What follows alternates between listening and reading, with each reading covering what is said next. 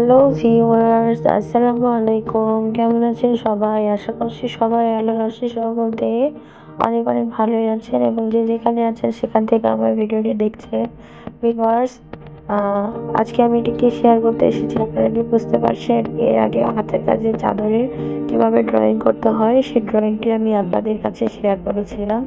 ড্রয়িংটি share করার পরে বলেছিলাম যে যখন কাজ কমপ্লিট হয়ে যাবে তখন আপনাদেরকে এটির ফাইনাল লুক কেমন হবে সেটা দেখানোর জন্য ভিডিও নিয়ে আসবো। তো আমার কাজ কমপ্লিট হয়ে গিয়েছে।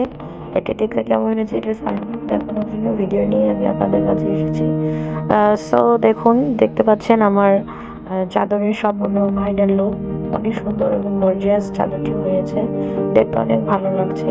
আমার আসলে কাস্টমার দিতে ইচ্ছে করছে না, মনে হচ্ছে নিজের কাছে রেখে দিই। কিন্তু কি করবো, সব যদি নিজের কাছে রেখে দিই তাহলে আর সেল হবে কি করে। আমি প্রত্যেকটা সেলাই পাতা সেলাই দিয়ে করেছি, পাতা সেলাই দিয়ে করে ফুটিয়ে তুলেছি। আর আমি 3টি কালার ব্যবহার করেছি। দেখুন, ডিপ নীল কালার, ডিপ হচ্ছে গোলাপি আর হালকা গোলাপি, এই 3 কালার দিয়ে আমি চারপাশে বর্ডার করেছি এবং মাঝখানে বড় গোল করেছি। করে মাঝখানে এই যে গোল যেটি আছে এই গোলটি হচ্ছে ঠিক পিক বরাবর পেছনে পড়বে, আর রাউন্ড গুলো আছে বড় করে মোটা করে ডাল ফোর দিয়ে করেছি, তাতে দেখতে অনেক ভালো লাগছে। এভাবে আপনারা যেমন চাদরে চাইলে এভাবে নকশা করতে পারবেন, ডিজাইন করতে পারবেন, সেলাই করতে পারবেন।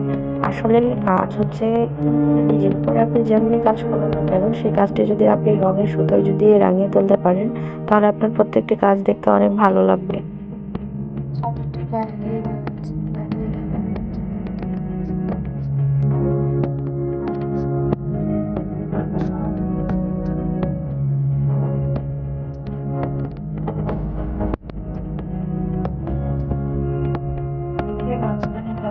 আমি রাখি ফুলটি এমন ভাবে করেছি যেন সম্পূর্ণ রাউন্ডে